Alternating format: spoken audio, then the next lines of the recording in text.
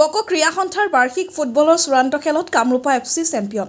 প্ৰয়াত মুক্তিযোদ্ধা ভুৱন চন্দ্ৰ দাস আৰু প্ৰয়াত সমাজসেৱিকা প্ৰফুল্লবালা দাস সোঁৱৰণি ফুটবলৰ আজি চূড়ান্ত খেলৰ উদ্বোধক কমলাকান্ত কলিতা।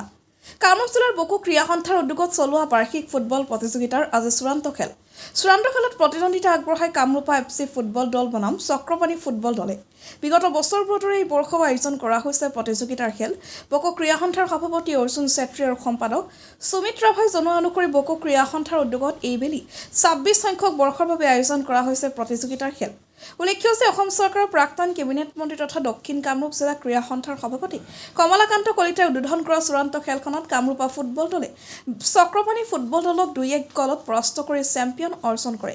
ইফালে খেলখনত টকাৰ দাতা পৰাঞ্জলি দাসৰ তৎপৰতাত বকো ক্ৰীড়া সন্থাৰ উদ্যোগত বছৰীয়া আয়োজন কৰা হয় বাৰ্ষিক ফুটবল প্ৰতিযোগিতা। দক্ষিণ কামৰূপ জিলা ক্ৰীড়া সন্থাই ধন্যবাদ জ্ঞাপন কৰিছে। নমস্কাৰ।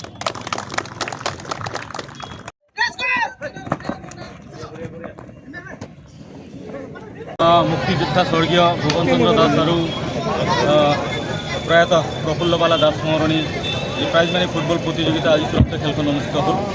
গতিকে যোৱা 22 তাৰিখৰ পৰা আমি অনুষ্ঠিত কৰিছিলোঁ। 8টা টিমৰে আমি ডাইৰেক্ট কোৱাৰ্টাৰ ফাইনেলৰ পৰা আমন্ত্ৰণমূলক হিচাপে দল কিছুমান নিমন্ত্ৰণ কৰি পেলাই আমন্ত্ৰণ কৰি আমি খেল অনুষ্ঠিত কৰিছিলোঁ। গতিকে আজি চূড়ান্ত খেলখনত চক্ৰপাণী এফচি দলক আমাৰ কামৰূপা এফচি বান্দাপাৰাই 2-1 গলৰ ব্যৱধানত পৰাভূত কৰি বিজয় সাব্যস্ত কৰিবৰ কাৰণে সক্ষম হৈছে। গতিকে এই অঞ্চলৰ খেলুৱৈখিনিক আমি যাতে ভাল ধৰণৰ এটা মজিয়া প্ৰদান কৰিব পাৰোঁ, ভাল মঞ্চ এখন প্ৰদান কৰিব পাৰোঁ, ল'ৰা ছোৱালীখিনিক যাতে আগবঢ়াই লৈ যাব পাৰোঁ, তাৰ কাৰণে আমি ক্ৰীড়া সন্থাই সদায় অহৰহ প্ৰচেষ্টা হাতত লৈ আহিছোঁ। কেৱল ফুটবলেই নহয়, বিভিন্ন শিতানত বিভিন্ন বিভাগৰ খেল আমি অনুষ্ঠিত কৰিছোঁ, প্ৰতিযোগিতা অনুষ্ঠিত কৰিছোঁ। আৰু এই ফিল্ডখনত যদি আপোনালোকে গধূলি আহে তেতিয়াহ'লে দেখিবলৈ পাব এটা খেলৰ পৰিৱেশ।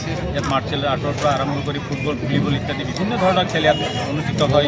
ইয়াত প্ৰশিক্ষণ আদি দিয়াৰ ব্যৱস্থা কৰা হয়। গতিকে আহি থকা দিনত ইয়াৰ ল'ৰা ছোৱালীখিনিক যাতে আমি ৰাষ্ট্ৰীয় পৰ্যায়লৈ আগবঢ়াই লৈ যাব পাৰোঁ, তাৰ কাৰণে আমি সদায় প্ৰচেষ্টা হাতত লৈ আহিছোঁ। গতিকে এনেধৰণে আহি থকা দিনতো আমি ভাল ধৰণে খেল অনুষ্ঠিত কৰিম। আৰু ৰভা স্বাস্থ্যকৃত পৰিষদৰ তৰফৰ পৰাও আমি বিত্তীয় সাহাৰ্য প্ৰদান কৰি ল'ৰা ছোৱালীখিনিক যাতে আমি এটা মঞ্চ এটা প্ৰদান কৰিব পাৰোঁ, তাৰ কাৰণে আমি সদায় চেষ্টা অব্যাহত ৰাখিম।